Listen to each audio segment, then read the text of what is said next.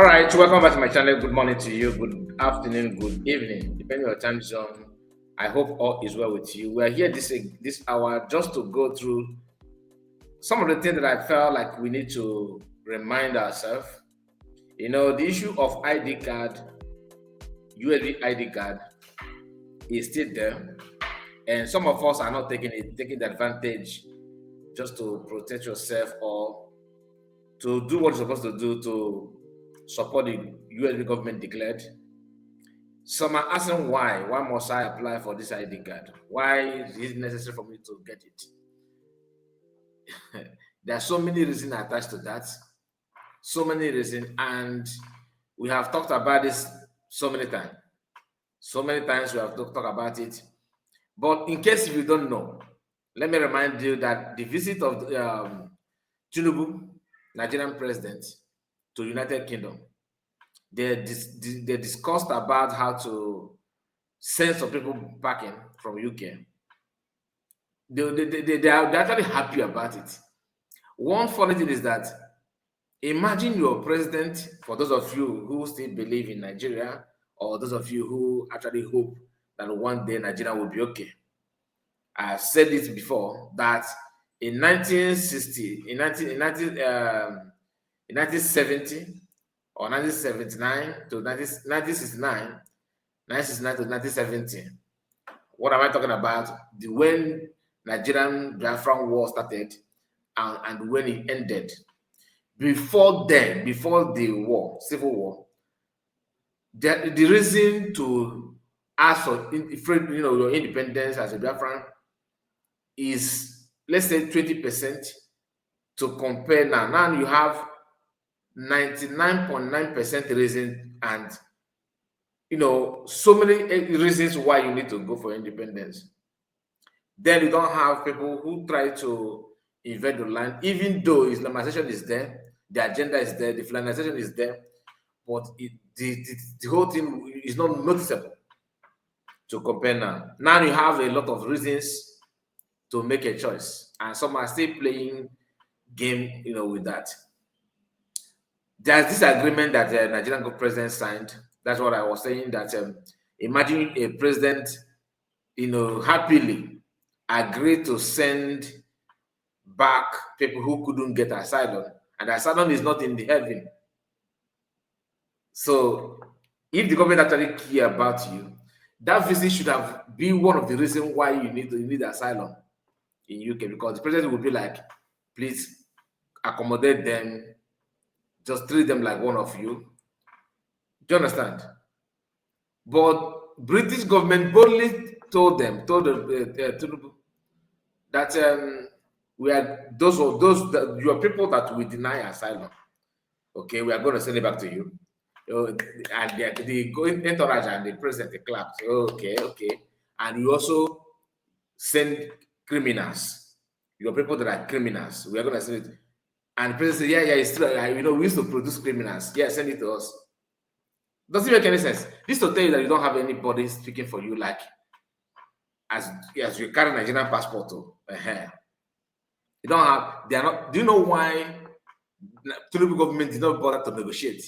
They must have checked the percentage of people that are going to send and their ethnicity, where they come from. Mainly, of course, Igbo people or non-Yorubas. But we shall see. They must have done the assignment. Now, sending you back, other European countries will emulate that. Those who live in Asia, Middle East, and some African countries, your own is not even a question. That one is show banker. Now watch and that some on the Fulani. That one is must. So you know how they do, how they behave in those places. In Europe, and you may say that these guys are civilized. They are going back to just deal with you as a non-Tinubu family. They will deal with you. How can you now save yourself? What must you do? We are coming to that. Because the answer, of course, you are applying for ID card to free yourself from this chain. But in case if you still think that Because I just mentioned that what Europeans are going to do, they're going to emulate it. You may be in doubt. Let me just flash something. Let me remind you some one or two few things. Okay, what we are seeing here now is European Union agents or whatever they call themselves with the Ministry of Foreign Affairs, Federal Republic of Nigeria. In Nigeria, hear what they said. In the midst of all these securities, see how they, because they're all the same. Finland, all these countries, you can't trust them. The problem of Africa is Europe. Hear this. Dear Minister Yusuf, it's really my great pleasure to be here in Nigeria today. This morning, we co-chaired the EU ministerial dialogue. Nigeria is a key partner to European Union, and strong potential is there also to deepen our cooperation even further. This may be my first visit to Nigeria, but I know the strength of your country, and this will not be the last. As Africa's most populous nation and economic engine, you are political heavyweight and also regional anchor. Nigeria's stability is crucial for the entire region. EU-Nigeria cooperation has grown steadily in recent years, and we want this positive track to continue. Now, I'm going to take it back a little bit. Pay attention. It's crucial for the now the region is stability. As Africa's most populous nation and economic engine, you are political heavyweight and political heavyweight anchor. Okay. Nigeria's stability is crucial. Nigeria's stability is crucial. Just to keep it one, it is very crucial. That's why they arrest Biafran Prime Minister and other Biafrans. So to keep it the way it is very crucial. When you hear stability, it's not to give you peace and to stop banditry or terrorists. No. Nigerian stability. If you want anybody that want to leave their garden, is you are trying to destabilize. So the stability is when you are one and you are going whatever you're going through, why they're picking the best brand from your people and retain it in their country and they ship those ones that they feel that they are committing nuisance to you, and your government will smile over that, bring it to us, no problem. Here it is. For the entire region. But Nigeria cooperation has grown steadily. Europe and Nigerian cooperation has grown steadily, of course, because they keep on producing presidents that we make, because to them that what they call growth is when you are keep on showing that stupidity to them, and that is when you are, to them is achievement. It's an achievement. Recent years, and we want this positive track to continue ahead. What is positive about the growth? What have you gained? Mention one country in the entire Europe that have visa free. That as a Nigerian, when you bring your passport, visa free. Mention one thing from European countries that you are enjoying, like that thing that you will beat your chest and say, yeah. Can you compare the effort what the American has done are giving to them, what America has to offer to that these people? They don't come. If you buy yourself, if you say the Red Cross, give you take GV and the spirit and continue. What again? So this morning we also spoke about key areas where we work closely together. First, on security, Nigeria faces dangerous rise in jihadist violence. Extremist groups like Boko Haram goes not only now after mentioning jihadists and extremism like Boko Haram, see how he's not making excuses for Nigerian that they're enabling it. Hear what he said. She said that. Extremist groups like Boko Haram, like Boko Haram, not only a threat to Nigeria, but also to the region. What have you done about it? Nothing. Than to keep on those that are enabling it. Are you trying to tell me that Boko Haram will operate in Europe, in any country in Europe, operate 6 months? But since time of Yaradua, Jonathan, until now, instead of them to vanish, they have grown more jaw and wings. Nigeria, but also to the region. Nigeria is a bulwark in the fight against terrorism, and Europe stands shoulder to shoulder with Nigeria. Please, how? Please, honestly, Europe stands shoulder to shoulder. Really? Maybe stand shoulder to shoulder with the people in the power, which maybe you give them money and they pocketed it, and you even they will return back to, of course, to your country for investment. And that is your book will be, your record will show we have donated social amount. We have just said, but let me play that, see, but I have not played this to the end. Let's see how Europe helped on the issue of the insecurity. Listen. Over the past decade, we have mobilized more than 700 million euros Okay. to support. You can see the amount she claimed they have donated more than 700 million euro. Okay. For counterterrorism, stabilization. And that money was used probably to buy more RGP for the maybe and the multinational joint task force. But our cooperation is not only tactical, it's also strategic. Earlier this year, we launched the first EU-Nigeria Peace, Security and Defense Dialogue, and this is how we turn our partnership into action. After that training, we are yet to see any troops from Europe that is securing land or securing anything in Nigeria. Nothing. American are there, but Europe are the chief beneficiary. Everything in them. Not only in Nigeria, the entire Sahel. And you don't worry, you're going to hear what she said. The priorities and strengthening cooperation. Nigeria is also a major partner on trade, investment, and green and digital transitions. EU is Nigeria's main trading and investment partner. More than a quarter of Nigeria's trade is with the European Union. Over 200 European companies are operating here and creating 130,000 jobs.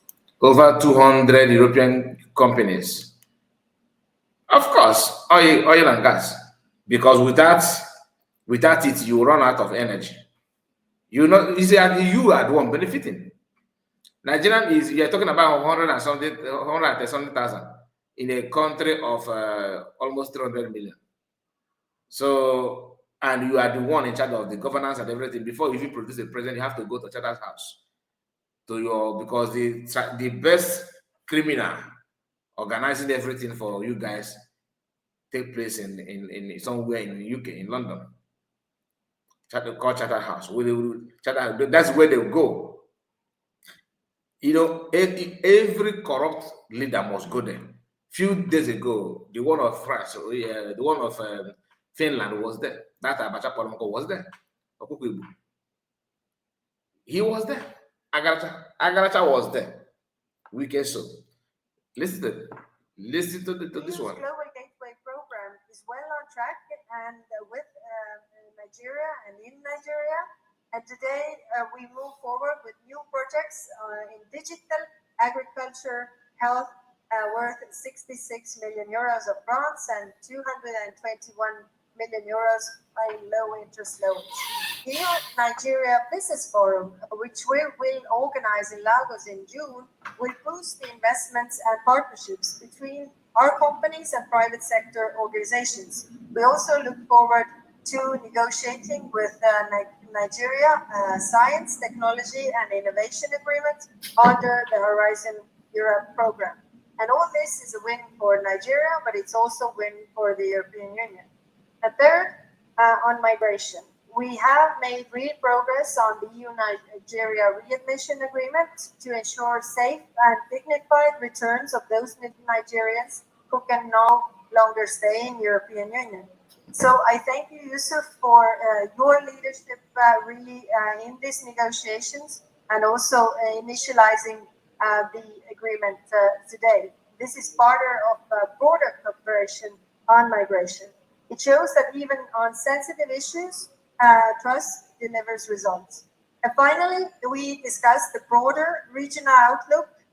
West Africa faces serious challenges from unconstitutional changes of power, terrorist threats in the Sahel, spilling over to neighboring countries. I love this. You see Ibrahim Traore and the one of Mali, and I don't know their name. These three countries, is giving European countries like sleepless night. Did you hear what she said? I'm going to take it back again. Broader regional outlook. West Africa faces serious challenges from unconstitutional changes. So you actually cares about it, talk about Boko Haram. You see, these people are the problem of black race, European countries. They have good people there, very, very kind-hearted people, but they don't allow them to strive when it comes to politics. They will push them away. You see, those vampires, they are the ones that take place, But how their own vampire always care for their people and turn against anything black because they see black people as, that thing that they used to deal with our people, our forefathers, in the olden days, which I'm not going to mention here, but you know what I'm talking about. They still see everybody like that. So how is it the problem of Europeans? That people of Niger, or let's say Burkina Faso, they are happy with Ibrahim Traoré. And you are crying in Europe because you want to have, if all these countries want to have gold reserve, natural resources that you don't have your own soil, but you have it to the extent that you are not keeping the reserve. Unconstitutional changes. All constitutional changes. I beg you, get that. This is the reason why you need to identify with USB, declared. If you are living in Europe or in the UK, you are applying for that ID card. We help you to protect yourself. Otherwise, they wake up one day, second a tribune and get your tobacco. Before you know it, you can't even walk. You are just there. The next thing they will label you as a criminal. Because you don't have anything to show off. Why won't you be a criminal when you are hungry, you don't have anything to do, no money, nothing whatsoever. And time is going. As a man, as a woman. It's not only about politically, even in sports. Not only about in politics or anything, even in sports. Watch the story of this young man who played as a Nigerian, defended Nigeria or represented Nigeria in a tournament, football tournament, under 17 football match, under 17 team. Watch the story. I selling meat in this very video was once an ex-football player in the Nigerian Football Federation. This guy was an under-17 player, but unfortunately, while he was playing match in the football field, he had an injury on his knee that ended his career. And today, he's now selling meat in the market, and he never got any compensation from the Nigerian Football Federation. The story about here right now is going to make some of you sad. This is his story. So right now, you're a butcher. I'm not really a butcher. You are even really upgrading my level. I wash goats, the NFL, and these DSS kind of looking, all those DSS kind of guys. They came and they pushed me away. Wow. They were telling me, get out of this compound, get out, security. Hi, my name is Ibanga Mbet Obong Samuel, also known as Mbet Samuel. I am a former Nigerian under-17 striker. I played and represented Nigeria in the CAF Rwanda 2011 under-17 African Nations Cup qualifiers against the Republic of Congo. I tore my meniscus while on the line of duty for Nigeria, and the national team dropped me without any form of treatment. And that particular injury led to the end of my career and why I am living with knee osteoarthritis for 13 years now. The Nigerian Football Federation has told me that the government did not give them any money to treat any footballer, and not to talk about me that played for the Nigeria under-17. This is my story. Bro, I can't believe you're one of the Nigerian under-17 player many years ago. What happened to you?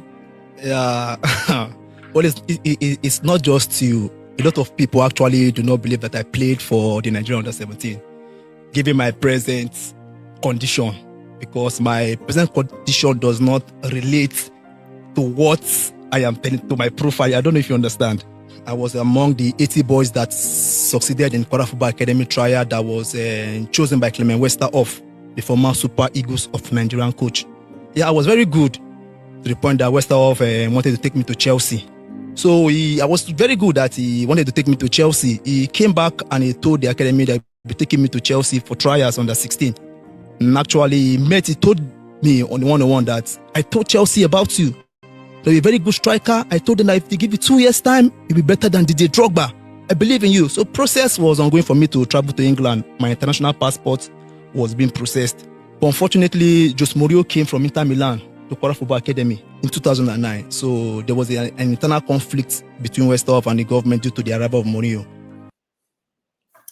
Now, that is the story of the young man. You see, this is just one out of many. One out of many. And you never can tell. It could happen to you. It's not a prayer, but I'm telling you that the system is not favorable to anybody. You know, when you talk about what people are going through, they'll say, oh, you are demarcating Nigeria. Nigerian government, Nigerian system that is demarcating any people's career. But they are eager to question you. Why must you allow these people to demarcate? It is not easy. This is something people need to understand. It is not easy to be a Nigerian, not easy. So the current threat, you need to do something about it. That they're going to send you back, send you packing and all that is not a joke, not at all. Now, let's go back to the business of the hour. This our brother made this post, said that Oyinsindiahike official BAT have already signed an agreement with the British government to send Nigerians back to their country. But we all know it is Igbos. I just told you, it's Igbo people. Igbo Biafrans, they are planning to send back, which you know. Please kindly go and apply for your ID card, for your United States of Biafra ID card, and have peace. Okay? This is the sample that that you're watching now. Okay? And I think last year, I think I shared a video like this particular video. I shared it, and if you know, you know. So get your ID card, very, very important. If you don't have the link to apply, ask. It will be provided for you. It's not hidden. Genuine people of United States of Biafra, a beautiful newest sovereign nation, which has been redeclared on November 29, 2024, don't stop applying for your beautiful international ID card or national ID card. So these are things people need to understand. Without this ID card, you are on your own. So look at it here again. You have to take a look at the sample here and everything. If you have any question, just ask. The link is here, you know, actually, but you cannot click on it because this is a video. So, but if you need it, it will be handed over to you. So a lot of Biafrans have the access to the link. You can comment or write to me on WhatsApp. I still have I don't mind, I will share it to you. I will share it for you to apply. Genuine Biafrans, the same thing that I just read out now is what, that's what it is here. So do all you can and don't see it as a joke. We are not helping anybody. Don't say, oh, I'm helping Ngozi. Oh, you know, I don't want to disappoint Ogenkere. Oh, I don't want to disappoint Imam Madhabu. There's a video that I shared here a few days ago, and some Imam Madhabu group, and then they go to of course, Ogenkere group. They were interrogating me on comment section. Oh, guy report to show me what is the name of the person, which country. I'm not forcing you. That I'm sharing it does not mean that I'm forcing you.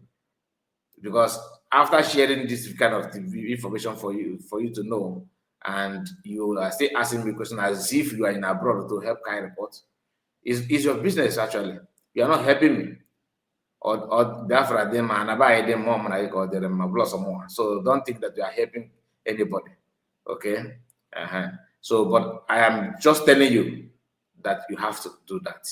The European Union, all these people, they are helping Northerners and Westerners because they have been in charge of the natural resources.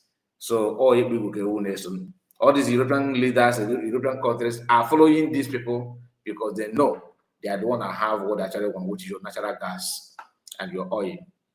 You cannot deny this. That's just a fact. Anyway, let me know what you think about all we discussed so far. Make sure you subscribe to the channel, and of course, comment. Let me know what you think. Share it on many platforms of your choice. God bless you and take care of yourself. Bye bye for now.